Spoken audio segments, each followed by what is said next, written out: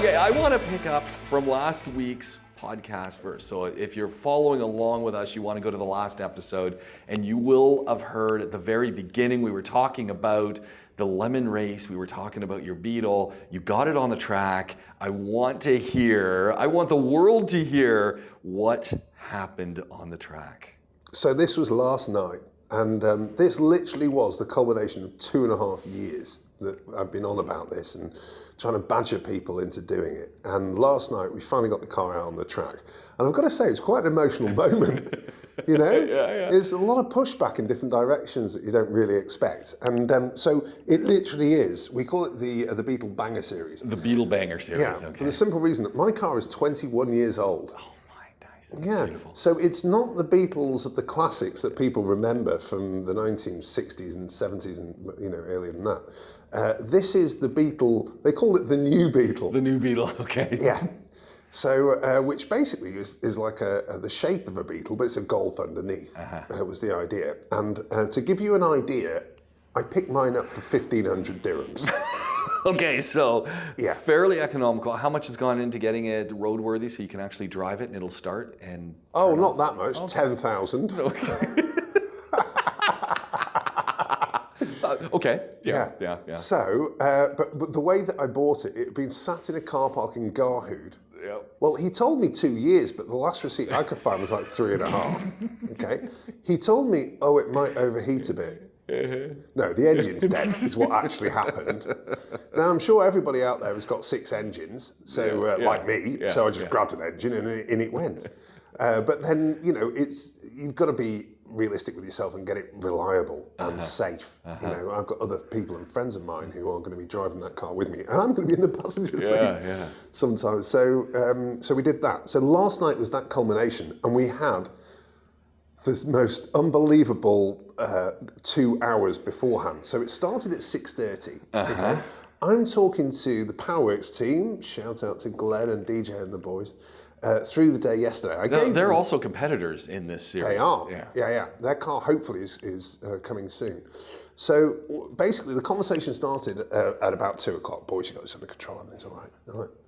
We can't get the passenger door open. You what? Yeah, no. You know when you list how you said it was a bit sticky? It's not opening at all now. Anyway, so immediately you've got pictures of, right, we're all upside down, it's all kind of a little bit wrong or on its side, and the one door we can get out of is the passenger. Oh, no, actually, really sorry, chaps, but we're not getting out of the car after all because the passenger door doesn't open. So we had that was basically the burning issue. Now, the problem was, normally when a car comes back from PowerWorks, it is beautifully washed, and they give you a warning if there isn't much fuel in it. Okay, so remember, 6:30 is when we need to be on track, okay? 4:30 comes. Do you think you've got it? I'll call you back in 10 minutes. 20 minutes later. So then, boys, how's it getting on? Well, we have managed to get the door open once. I'm like, oh God, here we go. Anyway, and then we got to 5 o'clock and they said, right, okay, we've got the temporary fix worked out. And we were kind of talking about different scenarios and how this could work. Bungee cord come into that somewhere? If only, it's got electronic locks. In 2000, they had electronic locks. That's a car's ahead of its time. Oh man, so frustrating. So what we worked out, the workaround was, don't lock the car. Right, there you go. Yeah, so we didn't. And the door worked perfectly throughout. Actually, I did tell the boys, because you've got to in this scenario, but we just left that door as it was. Yeah. But the night was just incredible because I couldn't believe that this 21-year-old car was as good as it actually was. Nothing broke, and we were flat out. That is an indictment of the car. Nothing broke. No, but if you imagine what we're doing to it, we are racing the car flat out, right? So we are redlining it in every gear. We're as late as we can be on the brakes. We've got... I mean, it's utterly insane. And we were racing against Corvettes and Porsches, right? And we overtook 2 Porsches. Absolutely unbelievable. So on the straight, our little 2-litre got just left behind as if we were stationary. But the thing was, as soon as it got twisty, all these big, heavy cars could not get round it. And we were screaming around the rest of the circuit. So we get lost for dust on the main straight. And before we got round to the main straight again, we were right on their tails. It was incredible. So we did 75 minutes of racing there. Wow. Which for those who have actually raced, you are caning your car. It's like the equivalent probably about 30,000 kilometres, I'd have thought. And it was just as good at the end as it was at the start. That's incredible. I know, it was. It was absolutely incredible. So now... So there must be some very upset, muscle cars out there. We were crying with laughter as we were going around when we were on the tail of this Corvette. It was just unbelievable, a brand new Corvette. And literally one guy made the calculation that apparently it was 1,000 Beetles for the equivalent of the Corvette. And we were loving it way more than he was. It was just phenomenal. And and again, the other two drivers that were with me absolutely adored it as well. And now it's just a question of getting to 10 cars. That's the key. Yeah. So the second car's on its way, and there's a little bit of a delay on the others. So now I'm going to spend some time to get the other teams into my car so that they can experience it. Because when you experience it once, you'll get your credit card out immediately. Yeah. And then we'll be all good. But it was an amazing start, over the moon. Yeah, that's fantastic. That's exciting. That's absolutely exciting. Where do we want to go from this? Where do we want to lead in? What a nice lead in to our conversation.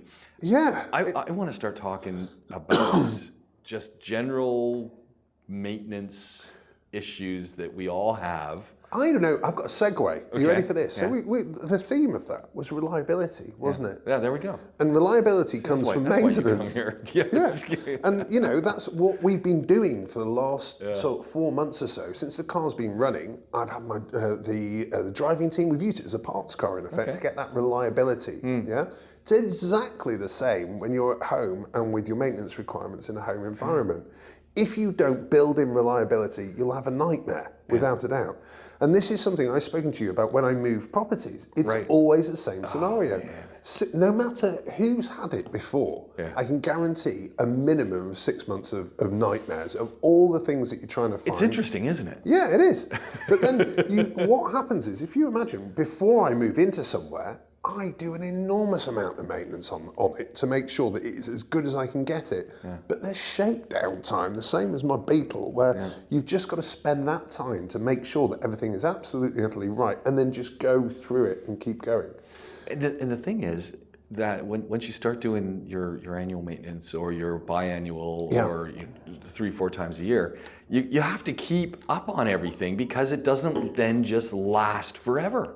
No, absolutely not. Which I think we forget. Yes, you do. When something's not breaking, you automatically assume everything's okay. Yeah, and again, the Beetle will be going in tomorrow to get a full strip down and make sure that everything is okay so that we know for sure that things are in the right place, so it will be reliable for the next one. Exactly the same with our home. So we say to people, for your ACs, your AC is working harder and harder from the day it's been serviced. As the sun just starts to seep into it, you're still getting the same level of cooling, but the AC compressor and the AC unit as a whole is working harder and harder as it starts to get choked with sand. And that's exactly what happened to me over the weekend. Thursday evening, 10 o'clock at night, walk up into the bedroom, it's blowing hot air. I'm walking up the stairs. Oh, no, master bedroom as well. Yeah, I'm walking up into the master bedroom and it's hot. And I'm going, oh, this is odd because I turned that AC down.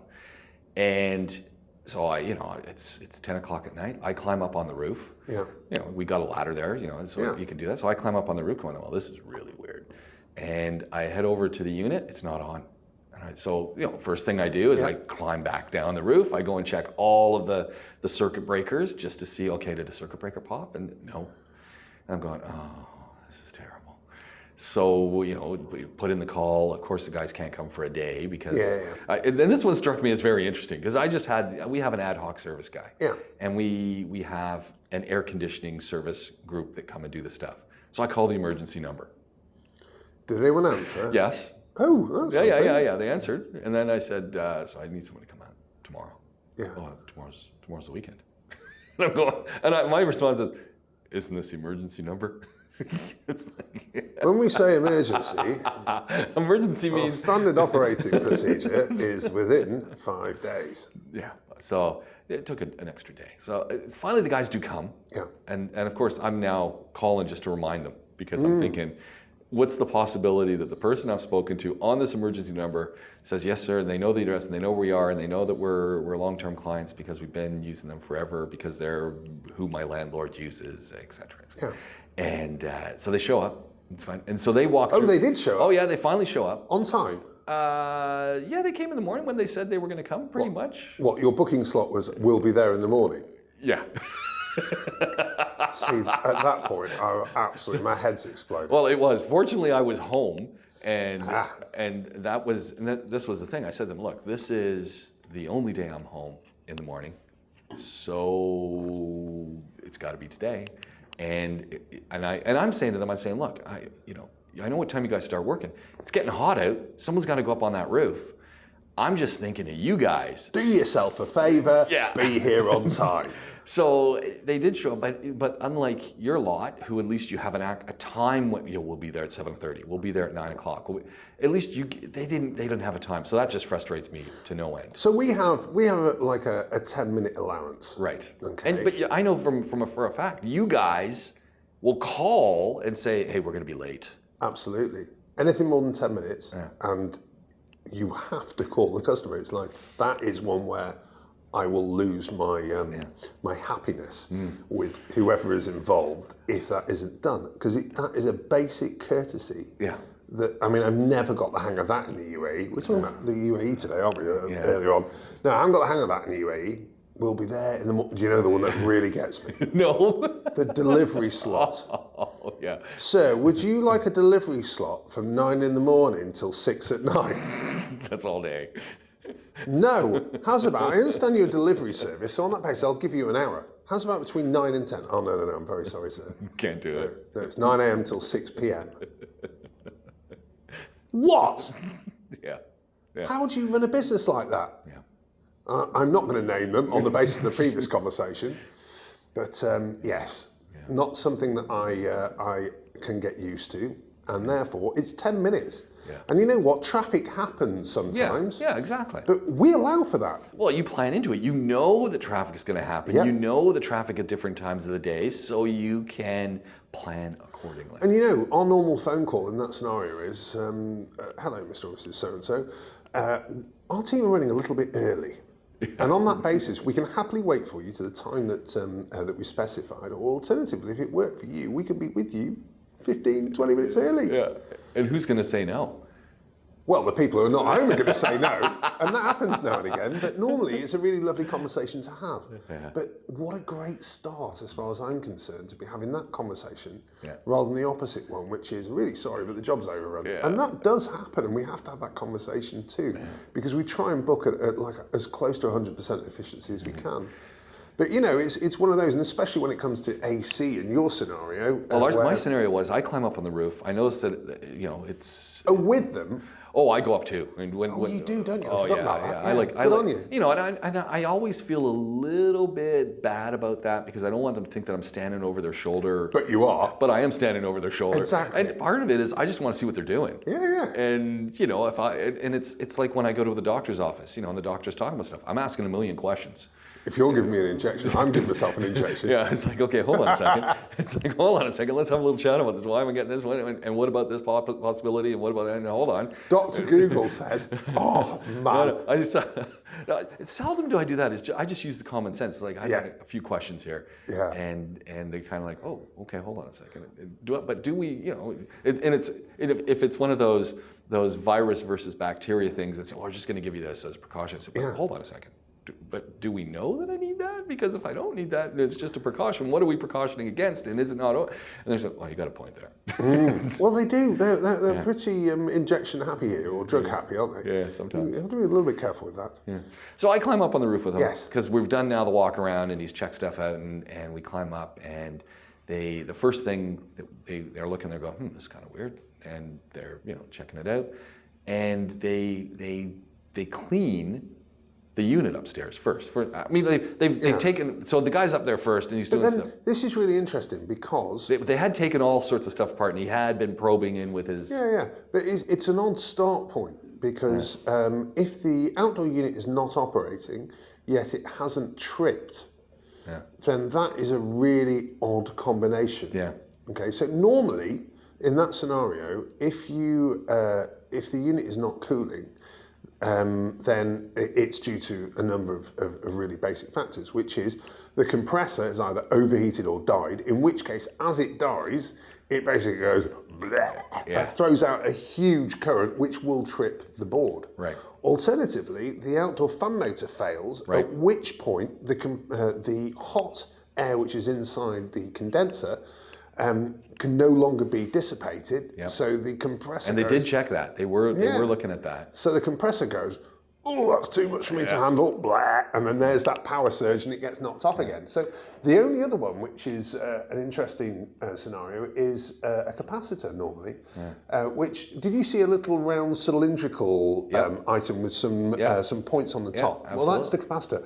I would have thought that was a capacitor failure as a standard scenario. And they did check that as well. And then there seems to be another fail-safe on this unit. It's a nice Linux system. And what was happening was the compressor was coming on. Yeah. There was way too much sand blocking the cooling fins. Yeah. The compressor was heating up and it was shorting out on it at this other point on the machine, where it's got another breaker. That's really, really odd. But Lennox are like the Rolls Royce, as we mentioned before, like the Rolls Royce. And so it would hit the thing and it would just turn off the compressor. Wow, that's an awesome fail. That's what I said. I said, really? Yeah, but that's not standard at all.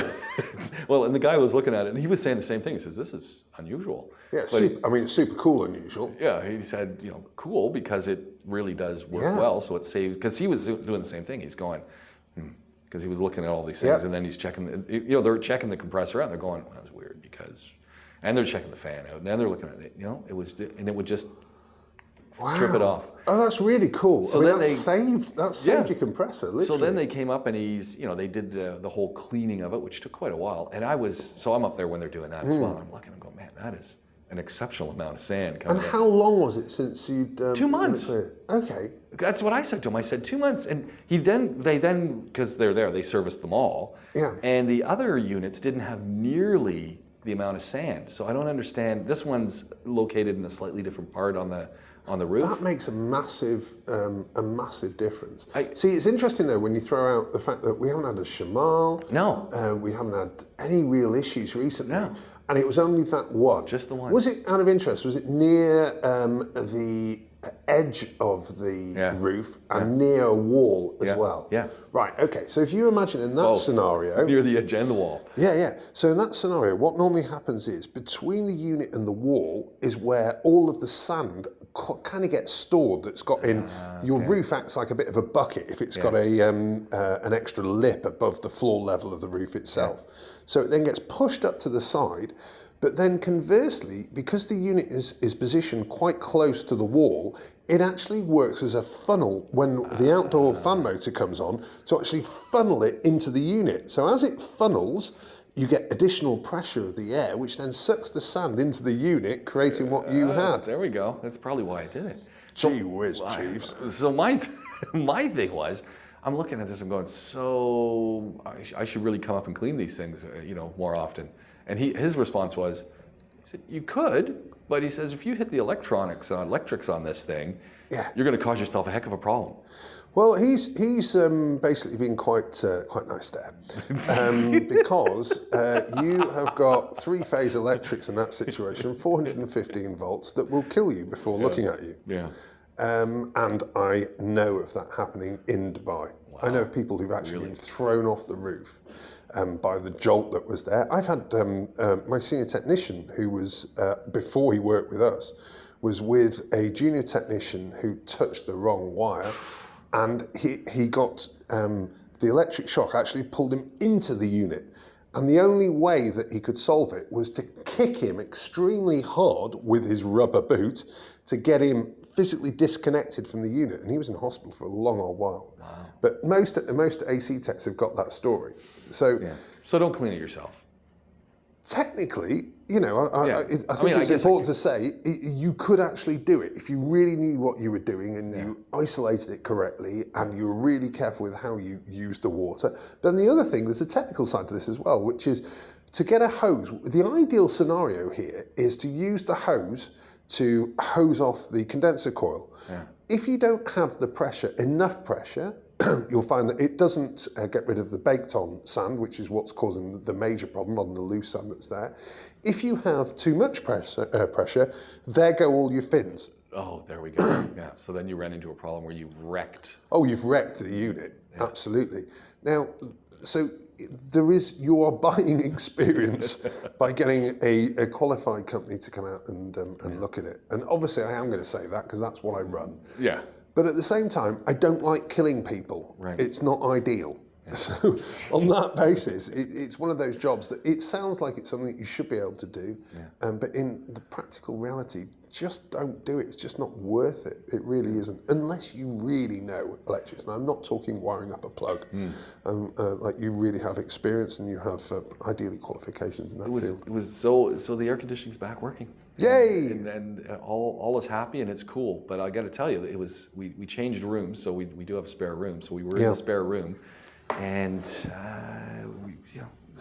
nicely equipped, but man, it's not the same sleep. As well as the units and cleaning the units, did they actually clean up the roof area around it? Yeah. Good. Okay, so they've done a proper job there. Yeah, they sweep up and they wash up and great. Because you want to get rid of that sand that's caused the problem in the first place, and that's a large part of what our boys will do with an AC service. I was just amazed at how much sand was in this one unit versus the other three. Yeah. Here's another classic, which you've got to be really careful with. And again, my boys are told frequently to be really careful with this. Which is, if you imagine on the roof area when they've cleaned everything down, all that sand is going into your roof drain. Yes. Okay. Now you're not going to know that there is a problem there until the rains hit. And what actually happens is that that area acts like a bucket. Right. And then it just can't, when all the sand's in it, it can't get rid of that sand quick enough to let the water get through at the rate that's needed, which therefore means that the water level rises. We had this at the last property. Well, actually, no, we did get to the end of it. The water level was rising on your flat roof? Yeah. No. But that was, and we'd unblocked all of the drain lines, and then it would trip out the ACs one at a time. And you're like to have yours at like 14 degrees Celsius. Right? She's still not changed. It's a nightmare. Literally. It's just ridiculous. So the water would rise on the roof and trip out your AC? On a decent thunderstorm, without a doubt. But the problem is I'm not even there. I'm round at my mother-in-law sorting out her place normally. Yeah. So, and then I literally come back to this. So I'm going from one nightmare to another, trying to get it all sorted out. And so this one, actually I don't think we didn't have a big rainstorm. We had none last year. Zero. Can you imagine an entire year with no rain? That's nuts, isn't it? Yeah. So yes, we'll find out whether or not this one's got a similar problem. As it's 300 yards away from the old one, I don't fancy my chances, to be honest. But all fun and games, isn't it? Yeah. What's going on in the office? What's big? It's been a weird week, to say the least. First of all, we're rammed again, which is bizarre. Good. That's good. It is, but then the temperature went down a couple of degrees. So I was planning for the worst, and actually it's been incredible. Really great week. We've also had odd issues this week. Okay, that's got to be kind of fun. Well, yes and no. Okay, so yes for the variety, the no because the jobs are nasty. Oh, it's like underground leaks. Okay, water supply underground leaks. So after the water comes. Oh, you see, that's the worst. So these people have already just had a horrendous DEWA bill that's just come in for like 15,000, and that wasn't a bad one. I heard one for 28 last night. Unbelievable. Wow. And then they've just had that. And then for us, in effect, you have to use deduction because there is a guy in Dubai and he's really very good. Does he have a divining rod? If only. He's got the electronic version. Okay. So he can do it that way. But the problem is, if you imagine the cost of that equipment and then the civil works that are involved in digging up what he needs, you're talking 10,000 with him really, and quite rightly so, for that service, which people don't want to do. Yeah. So instead, our boys use a huge amount of experience and also little telltales, to try and work out where the problems are. But sometimes it can be 3 or 4 digs before we're going to get it. And then you're hoping it's only one and not multiples. So in this big underground leak. What was the problem? What broke? It's a corner, just literally an elbow. Oh. Luckily, that one was nice and easy in the end. And just over time, it just gave way? Or? Yeah, exactly. If you Wow. So it was directly down from the meter, and then the first elbow that comes in, and we kind of know that that's the notorious one. And why is that notorious? Why does that? Is just there more pressure there, or? Do you know, I only have theories. I don't know the actual factual side of it. But if you imagine that corner is at the bottom of a wall. That wall will heat up over time, okay, and the expansion and contraction of that means that in effect that pipe is being pulled and shortened on a regular basis. So that's my theory. That's your theory. Okay, I like the theory. I don't know more than that, but it sounds feasible, doesn't it? And was it an old installation? Was this old? Yeah, 15 years. No, so it was Branches 1. So it was kind of an old installation there. So that was an old one. We've had like 2 or 3 of those kind of leaks, including our own place. Oh no. Yeah, the landlord, before we were there, went and did a whole bunch of piping works, and we got a message from DWE, you're 87% up over the last 48 hours. Hey, that's nice that they let you know. Yeah, it is. It's really good now. I The didn't smart even know they meters. did that. Yeah, smart meters. That's one of the new I've got new one of those. features. Yeah. So you will get that info. So we sent Rene, because he happened to be in the office, like, dude, come on, take a look. And he literally sent this hilarious video of water peeing out everywhere. And I'm like, oh no. So anyway, we've got it. It will be fixed. And what was It's yours? fine. What was that? So it was just poorly done work on PPR, which is like plastic weld pipe, which luckily we do. We just do it right, and it's so reliable, this pipe, that we treat it like fit it and forget. And but yeah, the technician clearly was not an expert in how to use it, and hence the problems that we have. And we'll charge the landlord not just for the DWE bill, but also for our time to fix it, his job, and he's agreed. So Really? Yeah, yeah. Well, he's got signed up for quite a long time, so he does not want to get on our nerves this early. It would be a bad move. So we had that as well. We've had roots in pipes, which is always a nightmare. Absolute nightmare. I've got this big tree Yeah. in the front of my house. I'm not quite sure where the roots are going. Just don't think about it. I'm not. It's the right way to deal with it until you've got a problem. Because when you've got a problem, it's a nightmare. So the water supply is not anywhere near where this tree is. So I'm pretty confident water supply is not an issue at this point. Anyway, I mean, there's no issues at this point, but I just always wonder where the roots are going. So I'm thinking they're going into the neighbor's yard. That's a nice thought. Yeah, I like your style. Underneath the wall, that kind of stuff. That's my thinking, because where else would they be going? Well, the big job that we used to do every 2 or 3 years was, remember my amazing customer, Nargis, who's been with us since the very beginning, bless her. And there we would do the roots in her drains every probably 2 years, I guess. Really? And the reason is quite a simple one, which is to actually permanently fix it, it is a mini digger, excavate the entire pipe, cut it out and put a new one in, which is way beyond what we do as a maintenance company. However, we have got plumbing rods with a corkscrew on the end that we can basically put down, twist it and pull. Okay. And we pull and we pull and we pull and we pull. And then eventually you get a whole load of, you know that you've solved the issue. Let's put it that way. Yeah. And away we go for another 2 years until it kind of comes back, and then and it makes sense to do it that way economically. But there are actually the specialist here went under over the recession. It was a real shame. But again, this is one the where roto-rooter guy went under. That's what they call him at home. It'd be a roto-rooter. Yeah, no. Got a big truck. He's got exactly. He's got the stuff that he can use to get into the piping. And yes. But that's expensive gear, Right, again. So he was at like 6,000 to get that done. Okay. And unfortunately, you don't get a market at 6,000. That's a real problem. Yeah. And he had the robots to be able to patch pipes. He was awesome. And he'd do a lot for developers as well. But the problem was there just wasn't enough of a market for it. So back to the UK, I guess he's gone. Our brute labor, when people can just get out there like yourselves, get out there, get a number of hands into it. And, which, when you're talking about sewage, not the best place, but anyway, at least you it's all get it part of the out. job.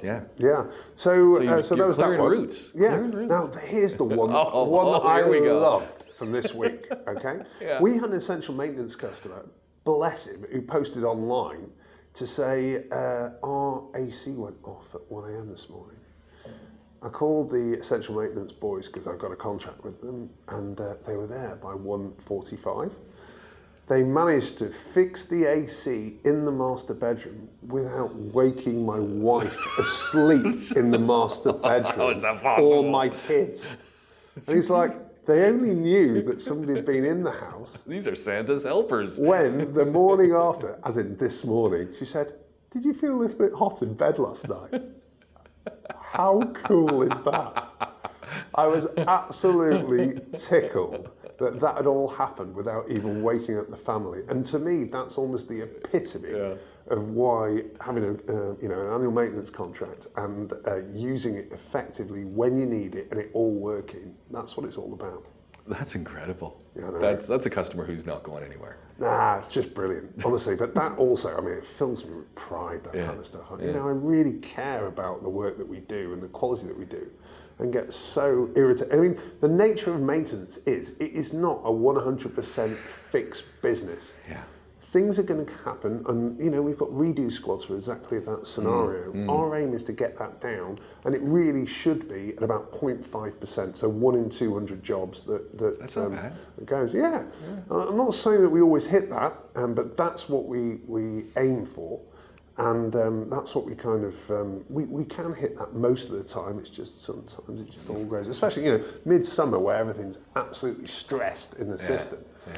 But it's one of those where when everything just goes right and it's just done exactly as you'd envisaged when you set up the systems, it's just lovely. It really fills you with a sense of pride. How's the call center team doing these days? And I say that only because they take all these calls, they've got to sort through it, they've got to diagnose, they've got to listen to things. There's got to be a book in that.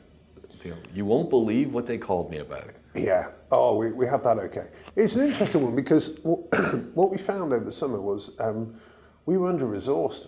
And I mean, People on vacation, just people with... No, not really vacation. It's just the turnover? the sheer volume. Yeah, a combination of staff that have been with us for years that have departed.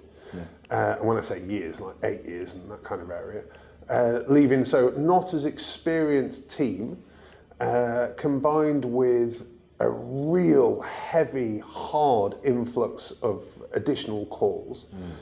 Basically meant we need to look at that whole call centre dynamic again. Right. And where we got to was we installed a whole new, we call it Tier 1, which is that initial phone call as it comes in, where the Tier 1 guys can stream through all of those easy jobs that we don't need to, they're our bread and butter and we can do really easily. They can just put them directly. And then those that they can't go through to Tier 2 and the traditional bookings team that we had before. And those boys and ladies are the ones that will deal with the more in-depth stuff. And it's working really well so far. You know, you find it takes some time to bed it in. And those customers that have been used to talking to those 2 or 3 initial people that they always talk to, or they always ask for Gareth, that becomes a little bit more difficult to do, and that's something we're really aware of. But overall, it's going really, really well. Nice. And the people that we've got are just incredible. You know, they're again these guys, the Tier 1 guys, are all from the Philippines, but they've spent years working in remote call centres for, especially US customers, for people like AT&T and a lot of the US banks. So they are used to dealing with European customers. They've done it all day, every day. So we don't have that communication issue, which is brilliant. And also they're used to process, which is critical for us to make sure that they know how to escalate. The escalation process is right as well. So it's gone really, really well. You know, we're going to spend the winter of getting those guys trained up without a doubt and moving in that direction. But the real winner this summer has been Essential. Essential Maintenance has just done so well. People, you know, we were so small. We only started it 3 years ago, and it was so small that it took a bit of time to really get in its stride, but it's absolutely flying now. Nice. And luckily the service, trying to keep up with the service levels and making sure that we maintain that's the challenge, isn't it? It's critical, it's absolutely critical. And bless him, our senior bookings manager who looks after the Essential brand, bangs the drum. He bangs the drum hard. And, you know, we sometimes make errors. We realise we had under-resourced him, and so we dealt with it there and then, which is always nice as owners of a business. You go, oh no, right, tomorrow you've got another team is coming on that, and but it's growing at such a rate, which is just wonderful. Cool. That's very cool. It's people showing their trust in us as well, which is amazing. That's the thing that really is nice. If someone's prepared to actually spend money on an annual maintenance contract, it shows a real warmth towards the brand and a trust in us, and we really do feel that. Very nice. Hey, I want to move on to just a quick chat about doors. Yes. And the reason I want to talk about doors is because I've got a variety of different doors at my own place. And I don't know, I'm kind of infatuated with doors.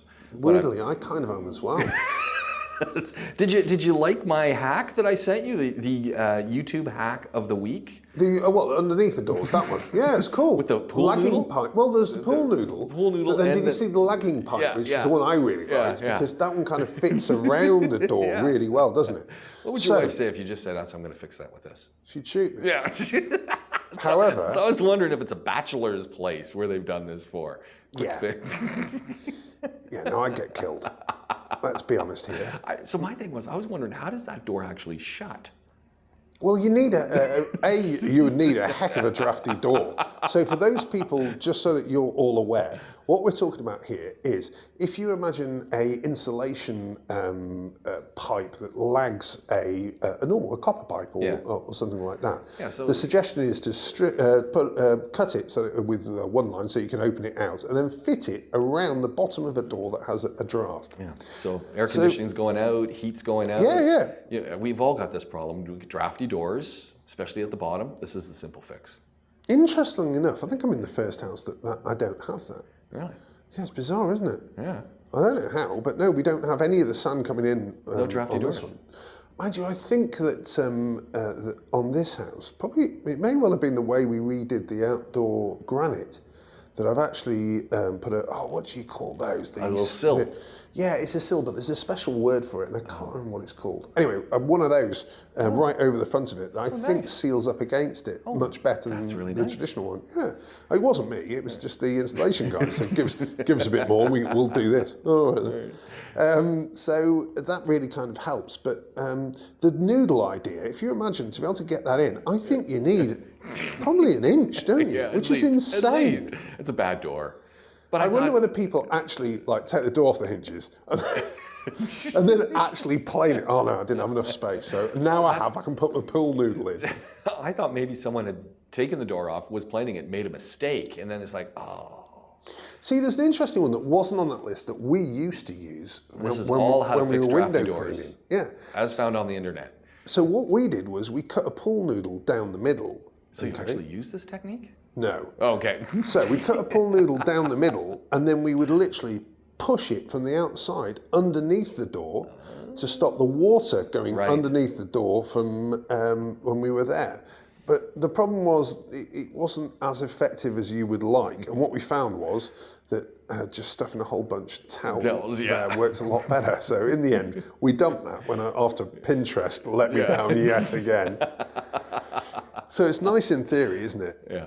But I'm not sure how practical that one is. But then again, you can just get the wipers that fit beautifully to a door, whether you get the brush version or alternatively like the solid rubber type, and which will work a lot more effectively for that. Yeah.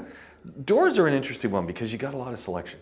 You've got your metal doors, you've got your core doors, you've got your solid wood doors, glass doors. I mean, it's actually pretty incredible when you start looking at the selection of doors you can get for a place and the cost associated with them. Don't go to Dragon Mart. Oh, okay, so you don't go to the discount place. No, there's discount places and then there's Dragon Mart for doors. And I love Dragon Mart. I love Dragon Mart. So Dragon Mart here is a Chinese wholesaler. Yes, that's it's an entire mall. Think of it as a very big mall. It's double. There's two of them now. Yeah. And they've got everything from, and usually, they try to organize things into categories. Sometimes Have you noticed how those categories? Yeah, sometimes it works. No, sorry, James, it doesn't work. When it first where went in, does- it worked, and now 20 years ago. Yeah, 20 years ago. Now it's all The messed bit that works is that the central strip, Yeah. right, which is quite clear that the first, if you're on that central strip, you will abide by our rules. After that, we want your rent. Yeah. So on that basis, whatever you want to sell, we've got this slot available. Wait a second, I've got hardware products and I'm in clothing. Yeah, absolutely, go for it. Oh, okay. It's one of those, isn't it? Well, and that's why you always want to know someone who goes once in a while, because they're going to have found some, oh, yeah, there's this great place. It's selling this, that, and the other thing. Oh, where is it? Oh, okay, well, you got to go to the textile section. But this isn't textiles. This is like a motorized vehicle. Yeah, it's in the textile section. Yeah. It's not in the motorized vehicle section? No. Don't be ridiculous. You want a pool table, clothing. So don't get doors, though, because you got tile from there. You love the tile. I know, the tile's brilliant. Yeah. It's really, really good. But no, not doors. No, okay. It's one of those where you've got two options with the door here in the UAE, which is, are you looking for the cheapest possible door and are you planning to move out within 6 months? If you are, go to Dragonmart. Okay. Yeah. Alternatively, and again, it's one of these where, in truth, if you're renting, you're not going to do this. But if you own your property, do it properly, okay? Get a carpenter to actually make you a door of the style that you want, or alternatively, there are the aluminium options if that's your penchant. Here's my problem with my place. It's not a problem at all, actually. It's just the reality is every single door in my place is custom door. Yeah. So, and it's weird because none of them are the same. I mean, they're all close to the size, but even the front door, it's not a standard front door. You know how that happens? No. Right. What happens, if you imagine on the construction side, so they put all the structural walls in first of all, Right. and then somebody goes with block. Right. Okay, and then what actually happens is, okay, that's the plan, so there's a door there, right, there's the plans to one side. Now, the full block basically takes me to this location there. That's about the size of a door. They'll deal with that, okay? And then the plasterer comes in and he goes, well, I can only put in like, 2 centimetres of plaster, and away we go. So 2 centimetres of plaster is exactly what they're going to get. So they then get that, and then they go, right, okay, carpenters, you got a plane? There's your door space. Off you go. And that's literally the level that the UAE will work to when you're outside of a development. If it's EMAR or somebody like that, then it's standardized. Totally standardized because they're pre-ordered.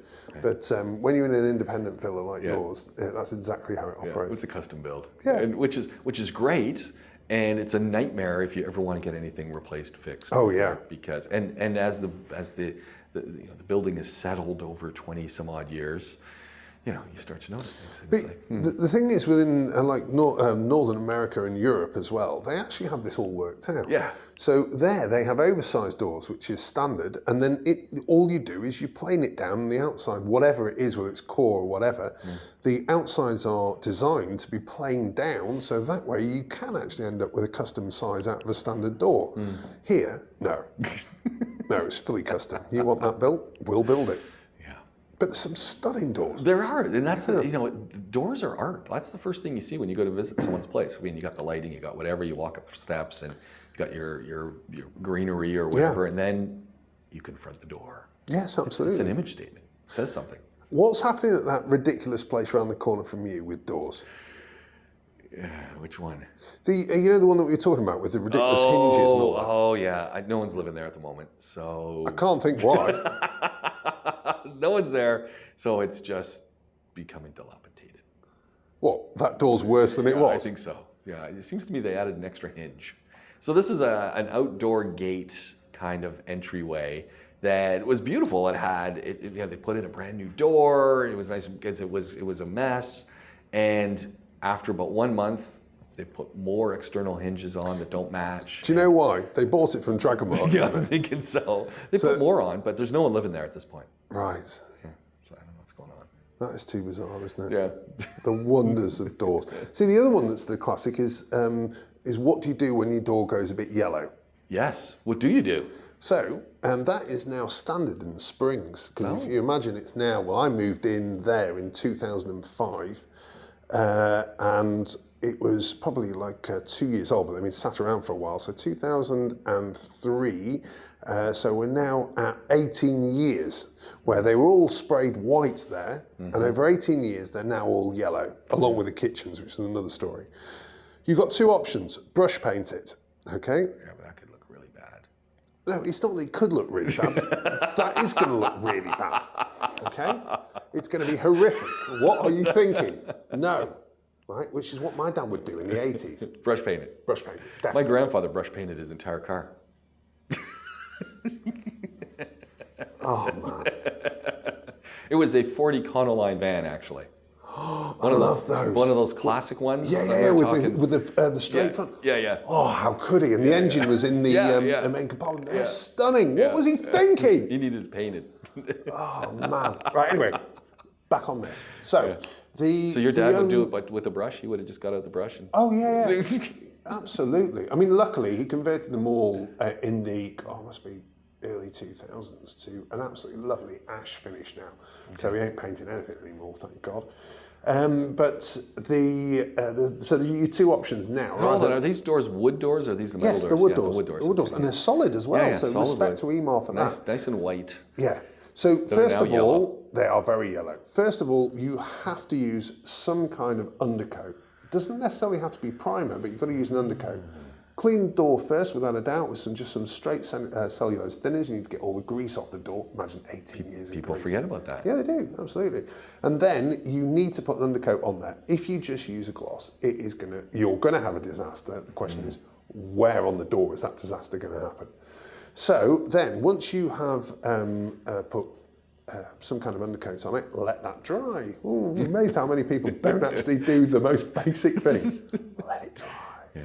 Yeah, people don't let it dry. They just put it on and, okay, I can paint over it now. Yeah, and then oil-based paint takes ages. Totally different to water-based. You know, water-based is dry in kind of 2 hours. I think we're used to using water-based. That means that's sort of become the norm. And then when you get something that's oil-based, people go, what, I gotta let it dry for 8 hours? Yeah, and it smells as well, which is the real problem.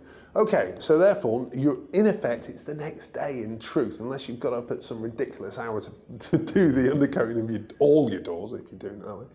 So then next day is top coat. So again, mohair roller for that, if you were going to DIY it. Now the reality is, with a mohair roller, it is, if you use anything other than some kind of flat paint, so an eggshell, or ideally even flatter than that if you can get it, which is difficult, then you are going to see the stipple effect from that mohair roller. There's no way around it, okay? But that is the best DIY option in my humble opinion. What about spray cans? No, you never get the consistency. No? No.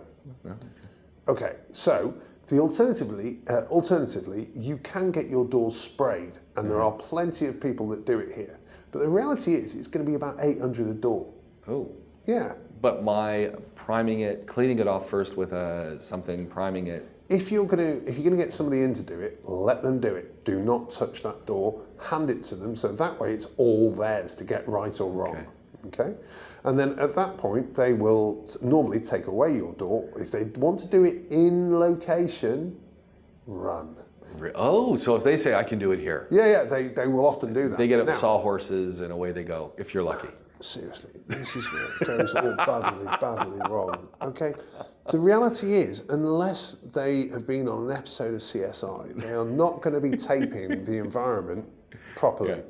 You will find for the rest of your time in that property little overspray spots all over the place, and guarantee it. So don't do it. So the only kind of compromise which I have seen work is for them to use the garage area, and then literally you need a complete taped area with plastic everywhere to be able to survive it. That I can just about handle. Failing that, away you go in the van with my doors, come back when they're ready, and if you damaged anything, you'll be doing it again. Always a good caveat, and they know that up front. But it's about 800 dirhams a door. 800 dirhams a door. Versus doing it at home, doing it yourself with the mohair roller, you're probably looking at... Oh God! Well, it's interesting. If you're doing one door, your unitary rate would still be expensive because you basically need to be the roller, the mohair, the cellulose thinner, there's the undercoat, and then the top coat. And by the way, for a door, you could probably do it on a litre. But you know what? I wouldn't buy a gallon. It makes much more sense. Now, Where were we? Oh yes, but if you're doing multiple doors, then at that point, if you get through one, and you've still got some motivation left, then yeah, off you go, and then the unitary rate will come down quite a long way. And how many doors are we looking at in the springs? Front, side? Oh, I reckon you're doing, well, you're not even talking about exterior doors, so we're on These are all the interior doors. 1, 2, 3, 4 downstairs. I'm just talking one particular type, and another 4 upstairs. Okay. Oh, 5, I forgot the master bathroom. Yeah, so yeah, you got your work cut out. Yeah, it's a lot of doors. It is a lot of doors. But yeah, so, you know, most people are like, part of a general renovation, doors are included, and there's another 8,000 or whatever to get that sorted out. Yikes, okay. Yeah. That's good to know. But that could be a fun project too. Yeah, oh, absolutely. Yeah, yeah. It's the kind of thing, the problem is that people forget that there are 2 sides to a door. Yeah. So, yeah, look, I've done it. It looks absolutely great. Oh, no, you're going to turn it over. And don't turn it over too soon. It has to be solid if you're going to turn it over. What about the edges? Yeah, no, edges you can normally do kind of the first stage. It's just you have to be really careful with oil because it doesn't half drip. Yeah. And at that point, like a solid oil drip is a pain to deal with, you know? And you know you're going to see that drip if it's there. Even if Yeah. it's way over in a corner on the side, you're going to see it. Hey, here's an interesting one I've forgotten on that, which was a law company. Actually, I'm looking out towards where they are. And they were adamant that they did not have the budget to be able to spray. So I said, okay, well, if you're going to do this, a legal firm, okay, if you're going to do this, the only way that I'm prepared to do it is to use the mohair roller method. But again, your doors are all flat. Anyway, we did it, and we did it really, really well. They came and went, that's brilliant. I'm looking at it going, you wouldn't have that in my house. There's no way. But they looked at it, oh, see, we told you. We told you. It's absolutely fine. It's like, okay, these days, I would have rejected that job. This is back in the very early days. Yeah. I would have rejected that job just knowing that the quality is not to a level that I'd be comfortable with. But you know what? In those days, we desperately needed the money. And we were doing it all. We'd start at like 4 a.m. in the morning when the security started, and then they literally nailed it. We did all of their skirting for thousands of square meters. Wow. It was a big old job, but boy, do we need it. Yeah. So yeah, interesting one. Yeah. Hey, I think that's an interesting conversation. We covered our wood doors a little bit. Yes, we did. Then if we got metal ones. We got all sorts of different kinds of doors. Does anyone really want to put in? I mean, I guess back home in Canada, you do get storm doors that are foam core metal on the outside. Yeah. Still in the UK as well. You normally use it when you like a non-domestic, if you had like a garage door or something. Yeah, something like that. You probably use it, but not really. I mean, you get loads of UPVC in the UK now, which is a great product. It's just the aesthetic that's not so great, but actually, I mean, they're incredibly stable, so very practical, which is the reason why people use them. Yeah, what a fun conversation today. I think we're going to wrap it up. This was a lot of fun. Yeah, I'm looking forward to doing our next one, and who knows where we're going to go with that conversation. It's the wild world of DIY with Colin Thomas from Essential Maintenance and WeWillFixIt Dubai. And you know the best thing? You can get in touch with you guys. Yeah, 800-FIX, 800-349, or we've got all the socials. Alternatively, essentialmaintenance.com, WeWillFixIt.com. Follow you guys on Insta. Lots of tips, lots of ideas. And I bet if you actually just call them and you got a question about something, someone there's going to know the answer. Of course. Talk to you again real soon. Colin Thomas, James Piecowye. This is the We Will Fix It podcast.